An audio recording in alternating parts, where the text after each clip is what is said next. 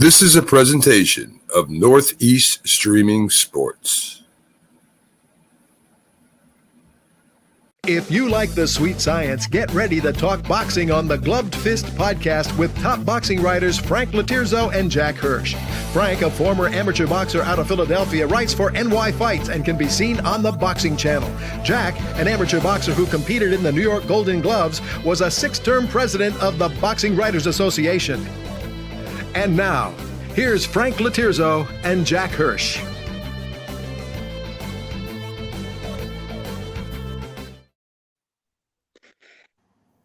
Oh, bring that down. Sorry, guys. There we go. And we're back. Welcome to Glove Fist. My name is Frank Lotierzo, former fighter, part-time writer, full-time observer, and I am joined tonight. No, that is not Jack Hirsch, but he also was a president of the Boxing Writers Association of America. He's a Hall of Fame writer.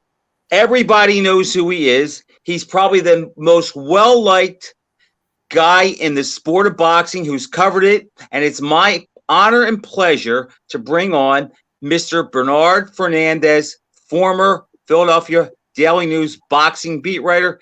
Again, as I said, Hall of Famer and former president of the Boxing Writers Association of America. Bernie, how you doing tonight? I'm doing great. For an introduction like that, I'm going to have to send you a check or something, you know? Well, let me tell you something. I never told you this before, but everybody knows you as the guy that wrote for the magazines, but you cut your teeth writing for the Daily News as the boxing writer, and you replaced a guy by the name of Elmer Smith, who I used to call sometimes when he was the head guy and talk to him and say, you got to look out for this guy. You got to look out for that guy. What do you think of this guy? And I always thought about applying for that job. Interesting, isn't it, that he moves on and you get the job? Tell us about that, Bernie. How'd that happen? Yeah, I came to the Daily News in 1984, and Elmer was the boxing beat writer. And, you know, I went to fights at the Blue Horizon, just to be going because I loved boxing, and in Atlantic City. But in 1987, spring of 1987, they were shifting beats around as newspapers are wont to do. And right. Elmer went onto a general sports column, and I was supposedly in the mix for the Eagles, who weren't very good then, or the Flyers, which was kind of strange because. Well, that was Buddy Ryan years. That might have been fun. Well, yeah. Well, no, I think wasn't. I think he came on like the following year or something anyway, and the Flyers, and I'm from New Orleans, and it's not a lot of hockey in New Orleans. So, but the boxing beat was open, and I went to Mike Rathod, who was the executive sports editor, and I said, who do you have in mind for covering boxing? And he said, well, I hadn't thought about it. He said, are you interested? I said, I sure am. And he put me on it and stayed on it for, the next 26 years. Did he ask you anything about your background with boxing? If you ever fought, what your tie was, and why you were so interested in doing it? No, he knew some particulars. That my father had been a professional welterweight briefly. His career was interrupted by this little scrap called World War II. He was in the Navy in the Pacific. And he was actually in the States on leave and had a couple of fights then. The biggest one, of his career was on the main undercard bout to an Archie Moore fight card on August 19th, 1944. And, I have the frame poster for that, which is one of the two proudest possessions of my career. The other one being the Hall of Fame ring I got when I was inducted into the International Boxing Hall of Fame, which, I can't believe that I got something like that because I almost felt guilty taking money to cover boxing. I mean, it was something that I wanted to do ever since I got into Isn't that sports. something? I would have loved to have done that, but I'll admit I could have handled the boxing part, but not the writing part. At that time in '87, I was about 28. I was a stockbroker, and I just loved boxing from the time I was 5, and thought that I could do it. But I didn't have the confidence or the nerve, and I'm sure they would have never hired me to do that. And how about that? We end up being colleagues at the Sweet Science years later. Coincidences can be strange, but it worked out well, didn't it? We have a friendship that's lasted a bunch of years. Now, I forget exactly how we met, but I remember that we drove to a couple. I forget where we met, but we drove to a couple fights together in Atlantic City. It could have been like the Simon Brown fight, or maybe Aaron Davis, Meldrick Taylor, one of those fights. And we developed a relationship through the years, talking in the press room, a few times over the phone. And I value the friendship. You're a very consistent personality. You have well thought out ideas when it comes to the fight. And I'll tell you what, Elmer Smith was pretty good, but I think you took the column to another level. And the fact that you started with Leonard and Hagler, that was in my lifetime, Bernie, since I've been alive, I didn't think anything could rival Ali and Frazier for anticipation. And no, Leonard Hagler did not. But I'll tell you what, that was the next keyed up I ever was for a big fight. And to imagine starting, that's like covering the Super Bowl for your first event as a writer. Yeah, I mean, Hagler Leonard being my first fight that I covered for the Philadelphia Daily News. I was trying to think what could compare to that. And I have a friend named Bill Wahlberg, who is a baseball broadcaster. And when he was at Northwestern University in Evanston, Illinois, one of his fraternity brothers dated a sorority girl and wanted to fix him up with one of his girlfriend's sorority sisters. It was Anne Margaret, and nothing came of it. But if your first blind date as a kid at Northwestern University turns out to be Anne Margaret, that's a pretty good debut, and and it usually can only go down from there. Yeah, really, but you're not gonna top that. Let me ask you this: all the times that they switched beats at the paper, they never switched me off boxing because they knew that I didn't want to come off, and they figured, what the heck, that I kind of knew what I was writing about anyway. So, course of least resistance. Do you remember how you going into that Hagler Leonard fight? Who did you think was going to win, and did you have much access to either guy? Yeah, they had, that fight was so big that they had media from all over the world. And so the thing is, nobody was getting like one-on-ones, except I guess TV, but right. So, you'd have these, it's kind of like Super Bowl, you'd have like these press conferences, but you weren't getting anything different than, the 20 guys right around you were getting. So you had to be kind of creative and what you anticipated and how it would go and everything. What's interesting is that so many people thought that Leonard, coming off a long layoff was going to get slaughtered, and which he wasn't, but still there's controversy to this day. People have looked at the replays of that fight over and over again. And, a lot of people think, the decision could have gone the other way, or maybe should have, because obviously most people were picking Hagler to win because Ray had been off for such a long time. And, against Kevin Howard, he hadn't looked that great either, so. And he got knocked down for the first time in his career. Yeah. So, I mean, but the thing is I did a story. I did a one-on-one with Ray on the 20-year anniversary of that fight, and he said that that he had been doing TV, and so he had seen several of Marvin's fights, and he detected some slippage, and he talked to Mike Trainer, about should I go ahead and do this, and Mike Trainer told him, he said, Ray Leonard would probably lose. He said, but Sugar Ray can win.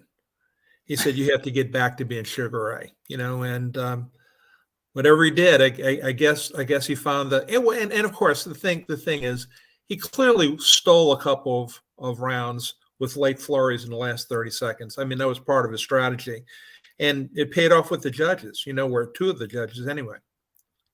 Did you get to see either one of them spar before the fight? Did they allow access to that?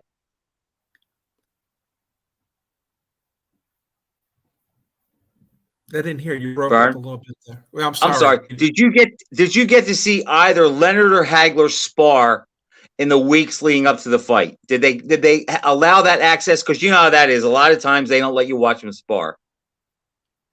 No, I don't. I didn't see that. I think they were keeping everything, as much under wraps Close to the as they vest. possibly could. And of course, yeah. And the thing, Mike Trainer was very, when they sat down with the Petronellis, it was like, okay, how are we going to divide this, this financial pie, which was big. And they gave the Petronellis and Marvin bigger share. Clearly, I think he got $3 million more. They said, "Oh yeah, but yeah, and but we want to pick the ring size and the gloves and all this other stuff. All little things, that add up to a bit of an edge, and he used it. It's pretty smart stuff on his part. And Bernard, I think the biggest thing was, look, people forget that Hagler fought Hearns and Mugabe in 12-round scheduled fights before that. So 15 rounds was never going to be an issue. They used 10-ounce gloves, which is what middleweights use. The only thing is, I think that helped Ray a lot was the size of the ring. And I believe to this day that Ray's toughness and guts or something that Hagler overlooked. And I think it might have hurt him a little bit. And then I think Ray got into his head because if you remember, Hagler came out orthodox, trying to show that he could box. And Leonard clearly won the first 4 rounds. And, you go up 4-0 in a 12-round fight. Now Hagler has to win. He's got to win 7 of the last 8 rounds, basically. And Leonard's style, and like you said, he kept the rounds close and then flurried at the end. It's hard to make it up. I couldn't understand why Marvin fought so much of the fight. It kind of reminded me of the second, Rocky movie, where he was going to go right-handed. I don't know if the Petronellis decided on that or Marvin, whatever, but it seemed I kind of think Marvin just thought he was so much better, Bernard, that he could beat Leonard, left-handed, right-handed, boxing, trading, whatever it was. I do think he underestimated him, and I do think it hurt him a little bit. And I have no doubt that Leonard won the fight. I've watched it countless times over. I don't know if you scored it that night, but I had it for Leonard like 116, 112. Well, I didn't remember how you had it? That wide. I think I had it like, I don't know that I can be held to this, but I think I might have had 15, 113 for so Leonard. 7-5 favor of Leonard. Yeah, and of course Marvin Parsons are going to argue with that. But you mentioned the Mugabe fight. Leonard watched that fight. He saw that. And I think that gave him confidence that the Marvin he saw that night was attainable if he could get back to being Sugar Ray, as Mike Trainer. Right. and Hagler started talking about retiring that night. And I also think that Roberto Duran had some influence on Leonard going for the fight because he said he has no left hand that you have to worry about, and you can hit him with rights. And I think that Duran also helped Leonard's confidence going in. But I'll tell you what, that's just one heck of a way to start a career that, went from 87 to 2012.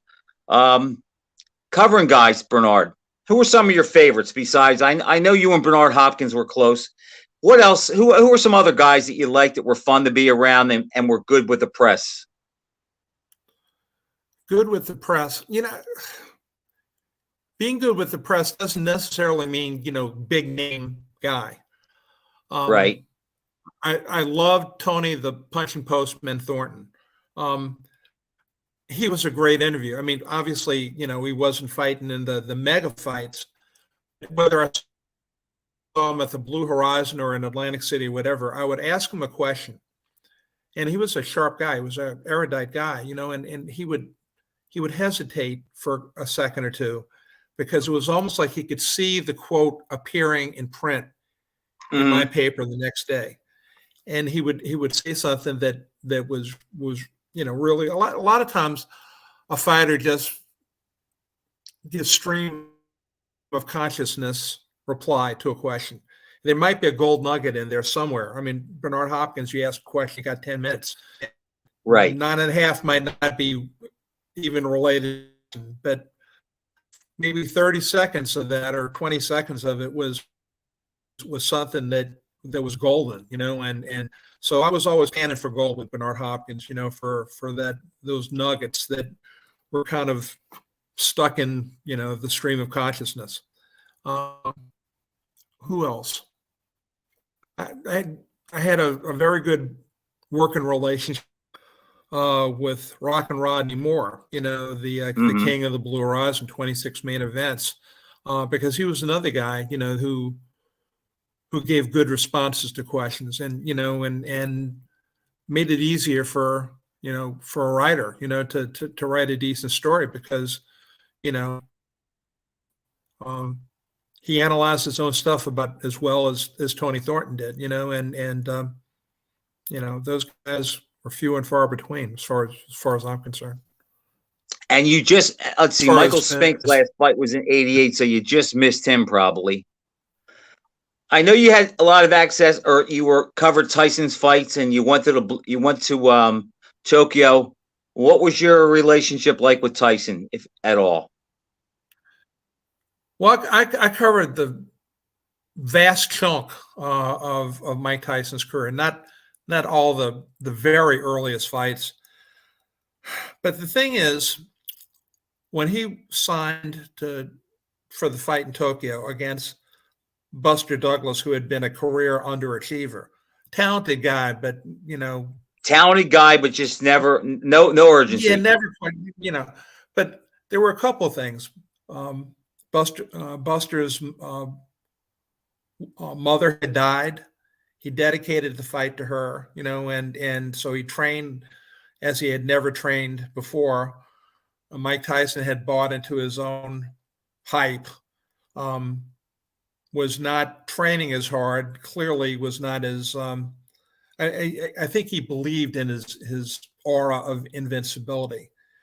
And then there were rumors once we were in Tokyo, not that I could confirm anything, was that he had a stream of hookers running through, his room like every night, and right.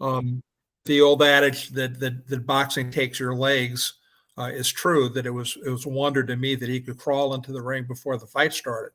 And it became evident pretty early on that maybe that was the case. And the combination of a dedicated, in shape Buster Douglas and maybe a Mike Tyson who thought he couldn't be beaten and found out that wasn't the case and hadn't really prepared for this fight with as much dedication as he might have. And, it was a perfect storm, and I was just going to say that it was a big guy, skilled with a good jab, who had the right mindset that night. had, decided that was going to be his night. And then Tyson looked past him. And looking back, we see that the tall guys that can jab a little bit and keep Tyson just out there enough to give him a little something to think about, they do well with him. And I guess today that's still probably what people consider the biggest upset in history. And I don't know if you remember this, but we had a conversation. It was in Atlantic City, and it was before Tyson fought Douglas. And I remember the guys in the press room were all in on that Tyson is maybe the greatest ever and can beat Ali. And I don't know if you remember this, and if you don't, you don't have to say it. But I said, I'm not as sure as everybody that he is the real deal. And I'm not sure that he runs on the track with Frazier, Foreman, and Ali. And he might be just a big fish in a small pond. Well, one of the things that, and you're aware of this, is that, when Mike Tyson started to become Mike Tyson, he had Kevin Rooney. He was working with him. I'm not saying that Kevin Rooney is the greatest trainer ever, but he was a custom auto guy, Right. So he was with Cuss. He loved Cuss. He was with Jimmy Jacobs. He loved Jimmy Jacobs. Obviously, Kevin Rooney was a Cuss guy. But then Jimmy Jacobs died. Cuss died. He had a falling out with Kevin Rooney. And Don King came in, and his support team basically let him do whatever he wanted, and he needed some discipline. Jacobs was the glue, Bernard. And Yeah. when he passed, it's sort of like what Trainer was to Leonard. Yeah. Jacobs was the glue. And then once he passed, and Tyson didn't know that he had leukemia and all the things that were coupled with that, that pretty much is when everything kind of came off the rails. Well, the thing is that when Don King basically became, the lead pony, in terms of Team Tyson, some of the people around Tyson, just let him do whatever he wanted to do, and yeah, because they were getting paid. Yeah, and they were going along for the ride. Let me change you up about Tokyo, and that is that when Elmer was covering boxing, he went to Tokyo for Tyson and Tony Tubbs, which was over in 2 rounds. And so the thing is that I remember when Tyson signed to fight Buster Douglas, other boxing writers, were telling me, I can't believe that your paper's sending you to Tokyo for a fight that's going to be over in 1 round. And it's Mike Tyson. Because the thing is that there are certain athletes, Michael Jordan, Tiger Woods, our LeBron today. Fighter, yeah, I mean, the thing is that he was going over, to St. Andrews or whatever for the British Open because Tiger Woods was in it, and when a sport has somebody like that, Angelo Dundee used to say about Muhammad Ali, if he trained on the dark side of the moon, media people would be, hiring rocket ships to go to the dark side of the moon. And right. Tyson was like that. He was that sort of draw.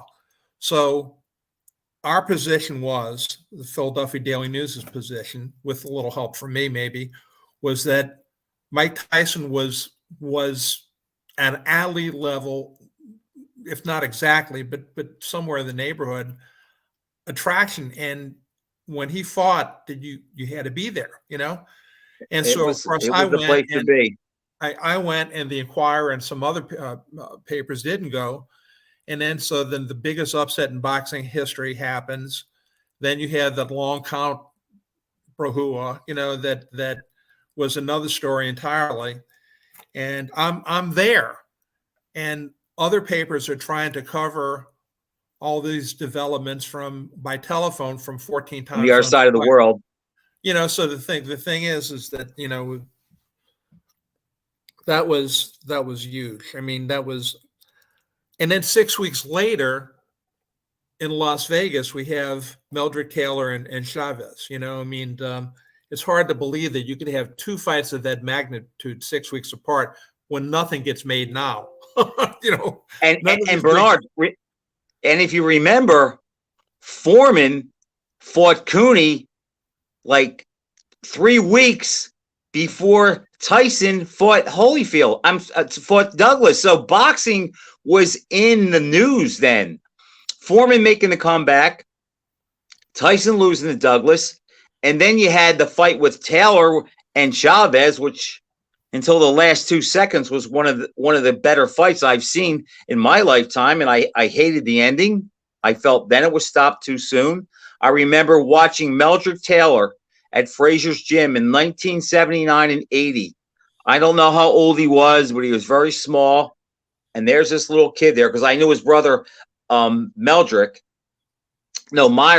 Myron was older. There was Myron, then Eldrick, and Meldrick. And I knew about Meldrick from Myron.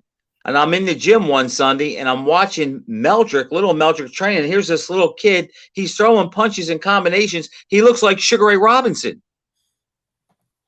Yeah, I thought Meldrick Taylor had the fastest hands I've ever seen on any boxer. I mean, people throw out Roy Jones, and they throw out, this fighter, the other fighter. But I think Meldrick Taylor had the fastest hands I've ever seen in boxing.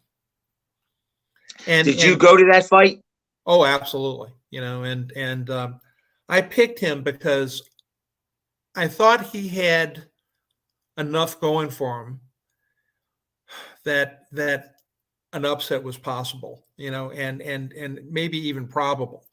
But I think what happened was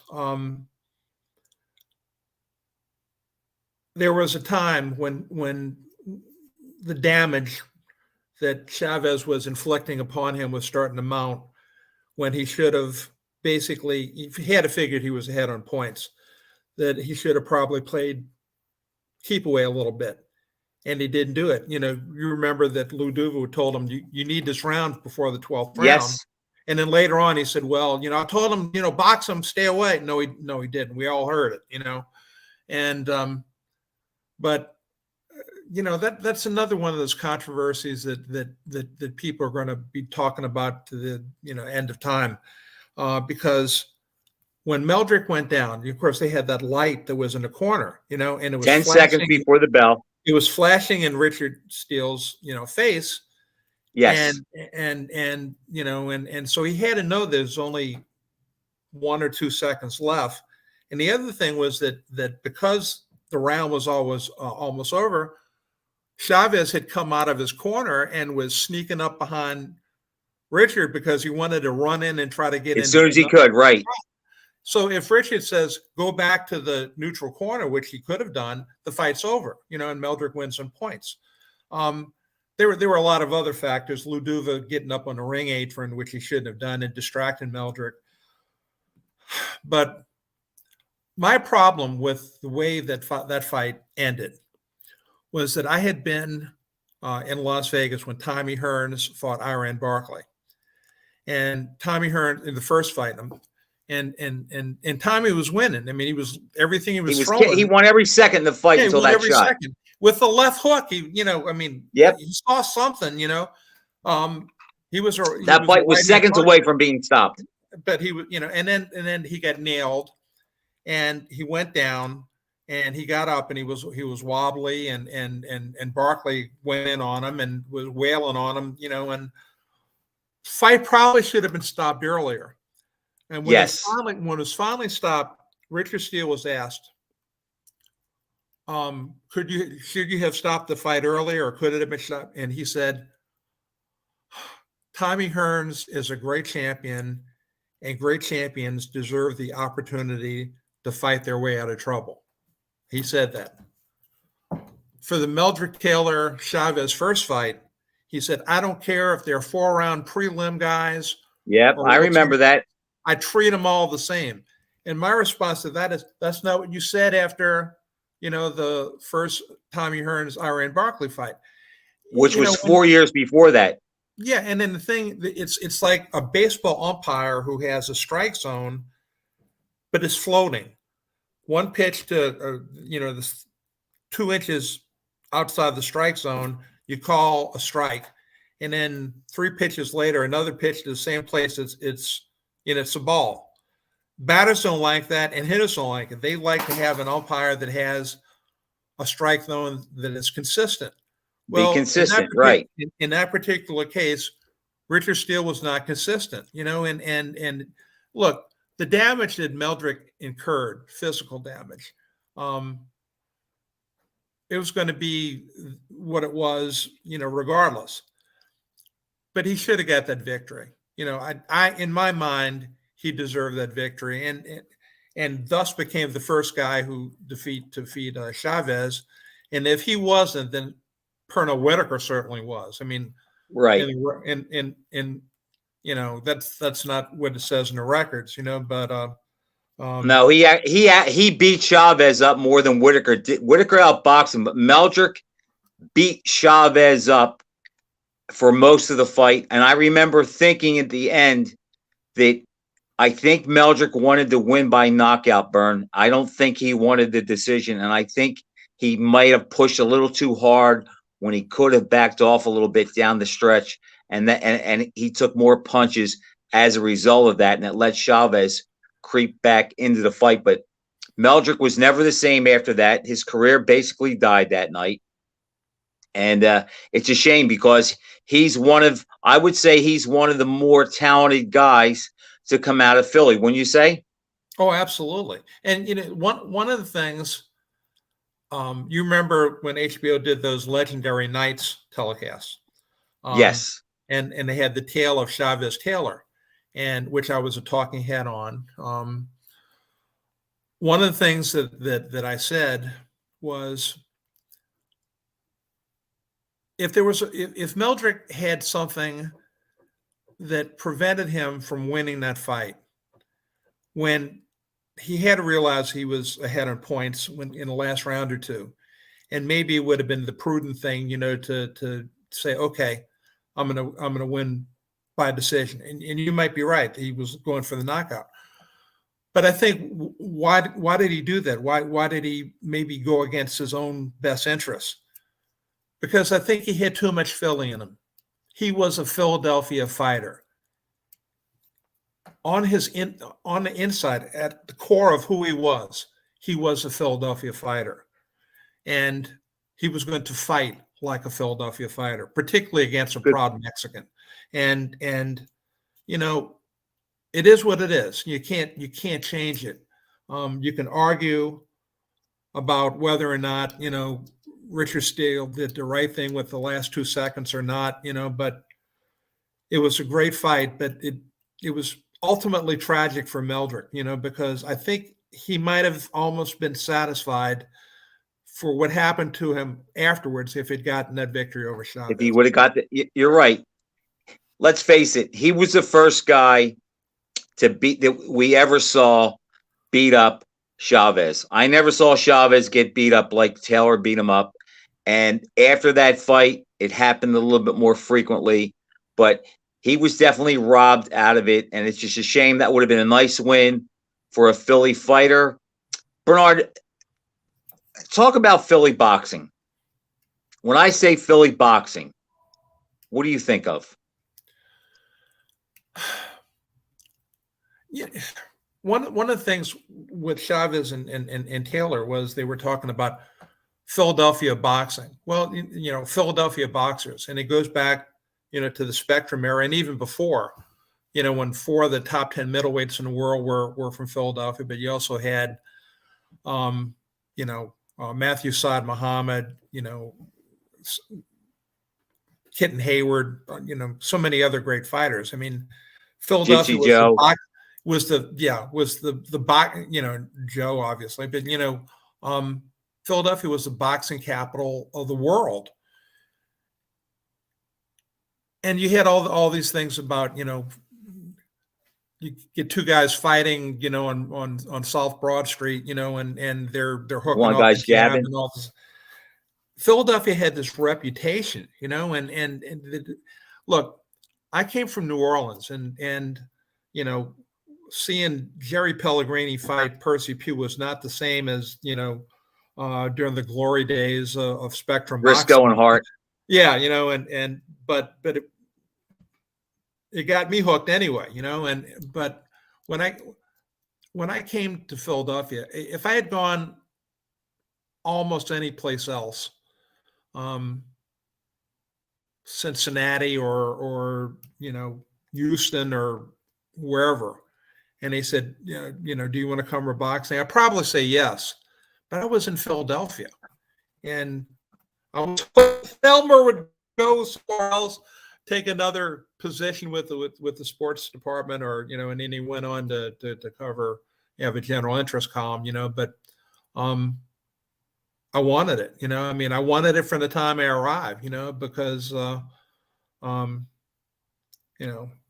haven't seen Bernard, I haven't I seen did. all this Gillette Cavalcade of sports stuff with my dad. I knew about Philadelphia fighters from the time I was a little kid. When I think about how lucky I was to have the Spectrum 20 minutes from my house across the bridge, where I got to see George Foreman fight Roger Rouse, Joe Frazier fight Oscar Bonavina, Benny Briscoe. I saw Hagler at the Spectrum. I saw Monroe, Watts. I mean, even the Teddy Manns and the Richie Bennetts, and I saw Saad fight there. I saw Rossman. I saw Richie Cates. And again, the Hagler-Briscoe fight. I just was so blessed. And I think about today, if you think about Philadelphia and you have two of the best fighters in boxing that train in Philadelphia, in Stephen Fulton and Boots Ennis, the Philadelphia people don't get a chance to see them. They don't fight. And when they fight, it's either on cable or you have to buy it. There's no Spectrum. There's no Blue Horizon. It's just, I feel bad for these guys because they just don't know what they're missing. Well, since you mentioned Stephen Fulton and Boots Ennis, I think Boots Ennis is a special talent. I mean, he's a world-class special talent. I mean, I would take him over every welterweight in the world right now, except Terrence Crawford, and that window is closing. Well, let's put it this way. Just as was the case, with Manny Pacquiao and Floyd Mayweather, which marinated way too long, like 5 years too long, and we're seeing the same thing play out again. With Do you mean with Crawford and Spence? Crawford and Spence. Hey, if those guys can't make it, somebody come in and say, okay, let's put Boots in with one of them. If they won't fight each other, have Boots fight one of them. But I don't think they want to fight him. I don't think they want. I don't think Earl Spence wants to fight him. Well, he has to get stripped. That's the only way that Boots is going to get a shot. Yeah, but the thing is,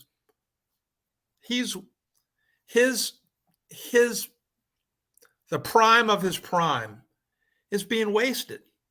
You're right. Sitting on a shelf. I mean, I guess maybe, something could be done maybe to put him in with Virgil Ortiz. Yeah, that would be a good fight. But if you're Ortiz, do you take that fight with no title on the line when you're that close? Well, if I'm managing Ortiz and knowing the way the business is, I don't know if I want to put him in there with Boots without at least being for a title. Yeah, but one of the problems is with boxing, and we've seen it too much, is that we all know what the big fights are, the biggest of the big fights.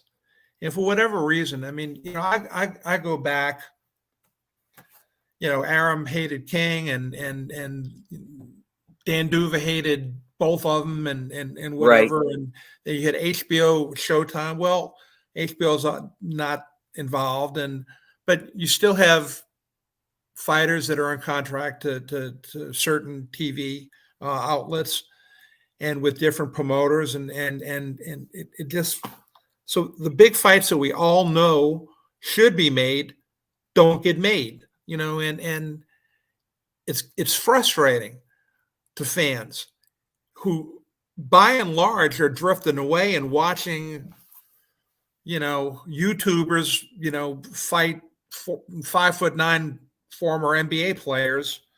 Right. And that's our next generation of boxing fans. We know what the big Bernard, fights. You got to make them. Look at this the fighters past can make weekend. it happen. The fighters can make it happen by The fighters saying, can make it happen. I want to fight this guy. We have to give Garcia and Tank credit for that. They did make the fight. Now, was it really bigger than Rosario and Chavez? No. But both guys put their O on the line. They're both talented guys that could be superstars. They had a lot on the line, and they fought. Now, look, the fight was way overhyped. I bought the fight.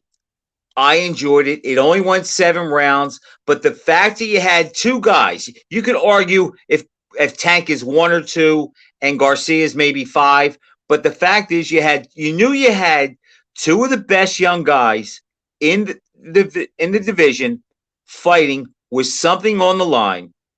It was exciting. And I just think if we had more of those fights, like everybody today talks about how weak the heavyweight division is. And, I'm kind of in that boat. But you know what? There are a lot of compelling fights out there. Is it going to be the Thrill Manila? No.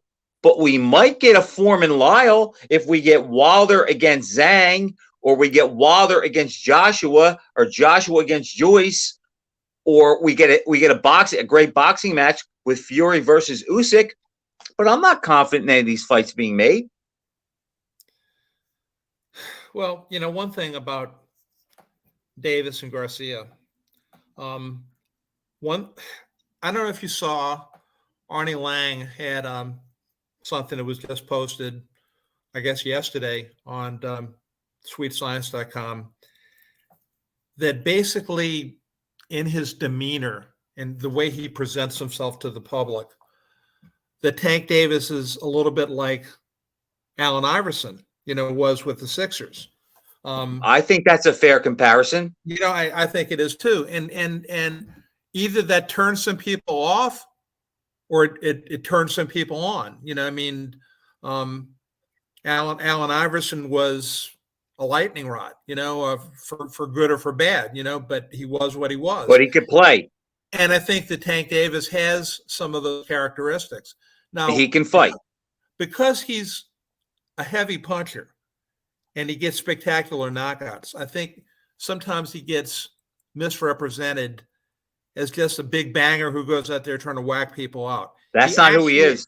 No, he's actually a much smarter fighter than that.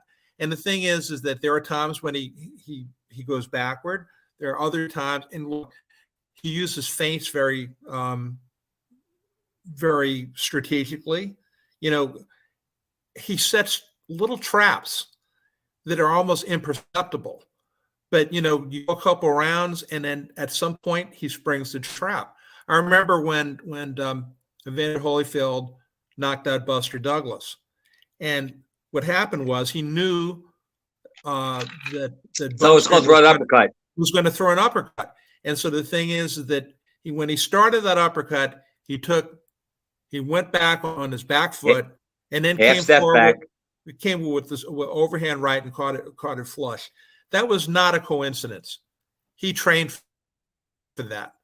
And I think you see that with Tank. I mean, Tank sets these little traps, and he might have to wait 3 or 4 rounds. But when he sees an opportunity to spring it, he does. And he's a very smart fighter, much smarter than he's given credit for. He's a cerebral fighter, and he is great at using his size to his advantage. And I had said before the fight that he is going to cause Garcia to try to fight as the alpha. He's going to get him to lunge and reach and overcommit, and then he's going to counter him. And I argued with some guys about who had the quicker hands. I said, you know what? You want to say Garcia has quicker hands, but Tanks have more of a purpose. He processes quicker. He has a quicker mind. And basically, to me, as soon as they got in the ring, I had a couple friends over, and I said to him, I said, look how sure of himself the Tank looks. And what happened in that fight? He observed in the first round. He let Garcia lead. He set him up for the opening in the second round. He dropped him. And Bernie, that fight ended right there, because what happened was Garcia got hit with a shot he didn't see, and it hurt him. He went back to his corner, and he didn't say it to Goosen, but I have no doubt in my mind he was saying to himself, I don't know what's happening out there, and I don't know if I can stop it. So he eased back a little bit, and Tank outboxed him for the next 3 rounds. And then Goosen told him in the corner, you got to pick it up and you have to be more aggressive. And I think Garcia processed, okay, I have 2 lanes here. If I lay back and try to wait for him to make a mistake, he's going to win every round. I'm going to stink the place out, and I have no shot to win. My other lane is I can punch. Maybe if I can impose my power on him, I could get knocked out in the process, but it's the only shot that I have. And I think that's what happened. I think he processed that by just going through the motions, Tank eventually was going to pick it up and not let him go the distance. So I think he said, instead of him initiating the fight, I'm going to initiate it, and I'll let the chips fall where they may. But at least if I go out swinging, I have a chance to get him. And I think that's what happened. But I do think the fight ended in the second round. Davis is just the better fighter, more experienced, and he has more tools.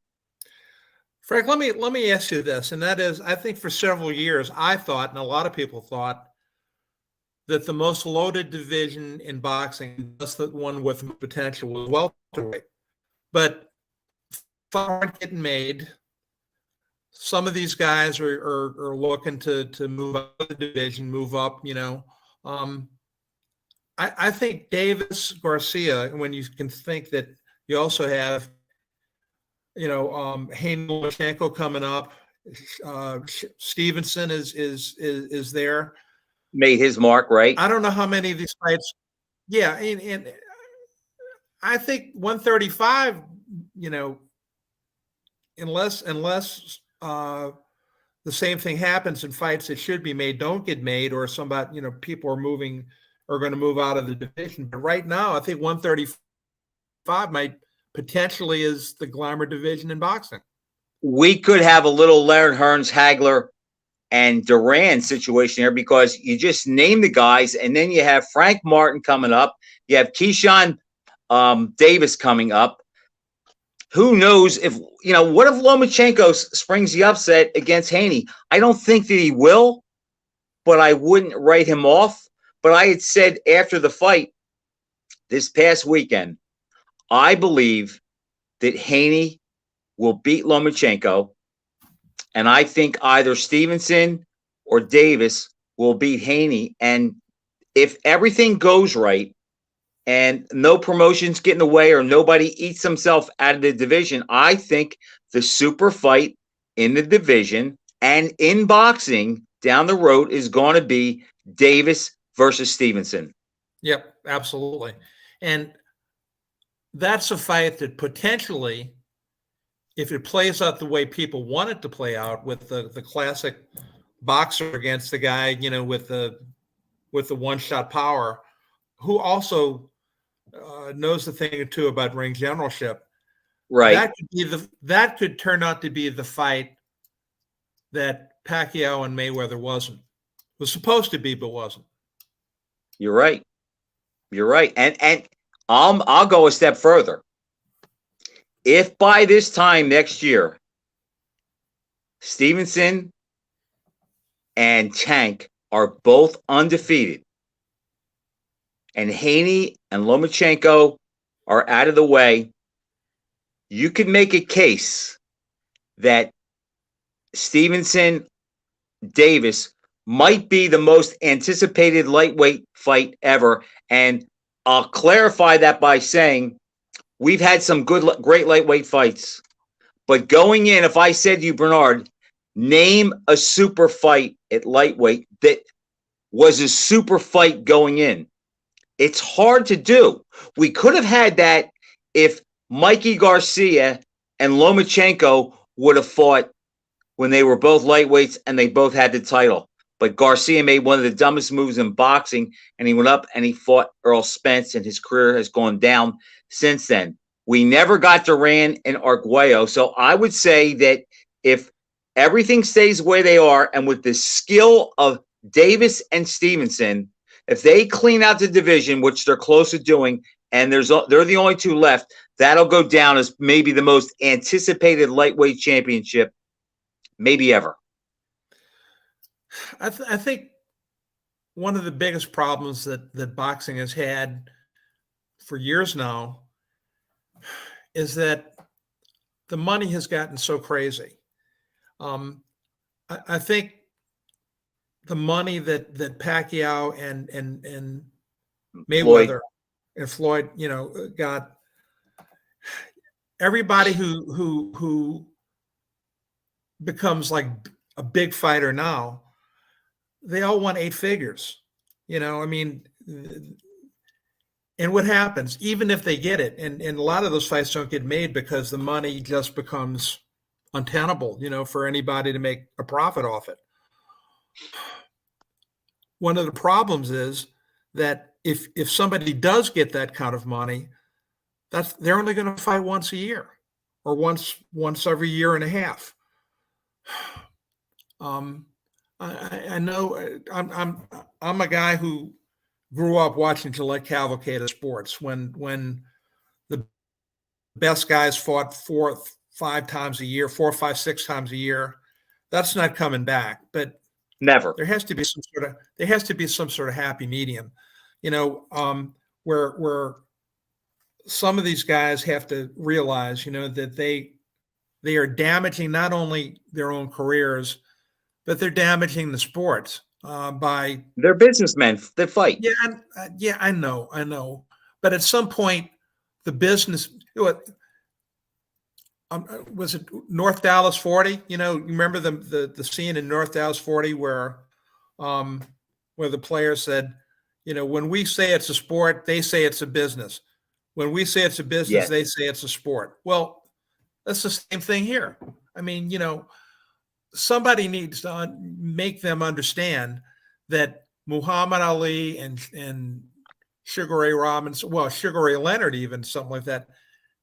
These guys, before they were doing pay-per-view fights, they were fighting on network TV, Yes. And when you get to a point where you think that everything needs to be pay-per-view, there are a lot of pay-per-view fights that shouldn't be pay-per-view. Bernard, but who started that? I don't know if you've ever heard me say this, but I really believe that Mayweather is a lot of the problem because he made everything about being undefeated. And as long as you're undefeated, he made it where you can set the terms, you can call the shots, you get the big money, and that's the key. And if you lose, you're not worth seeing. And I think that's the problem with these guys. They just like, what's going to happen with Ryan Garcia? In a good boxing world, he's back in 3 months and he's fighting a named guy on an undercard of a big fight, and he gets right back in and back in the groove. Who knows now what they'll do? He might not fight for another year. What's our buddy Russell Pelt saying? Lou Tendler versus Bang Leonard, Bojack, Bob. Exactly. But we don't see that today, Russell. We're not going to see that ever again. There's not that many good fighters around, and now they all want the money. They don't realize they have to work and fight to get it and work their way up and fight contenders. The business model is broken. Only a few are making the big money, and I don't see it changing. Well, you talk about, business. It's like somebody being hired by a company as a stock boy. and after a couple of years, he gets promoted to chief stock boy. Well, then the next promotion he wants is to be the CEO of the company. Right. There's a lot in between, that a lot of steps that you need to take on your way up the ladder. And I think there's too many fighters that just want to skip the in-between stuff. They get to 7-0, 8-0, 10-0, and now they want pay-per-view, and they want a 7-figure payday, and they think it's their due because they see everybody else demanding that sort of stuff and occasionally getting it, but you can't always get what you want. Remember to Bernard, another problem is too, and it just came to my mind. I've thought of this at other times, but never talking on the air. Another problem with boxing is, and it's all because of money, that how hard it is to find. Like, you want to watch a fight, you either have to have a certain cable company, a certain app, or you have to go somewhere. It's just always a catch-22 to find boxing, and then you have to reach in your pocket.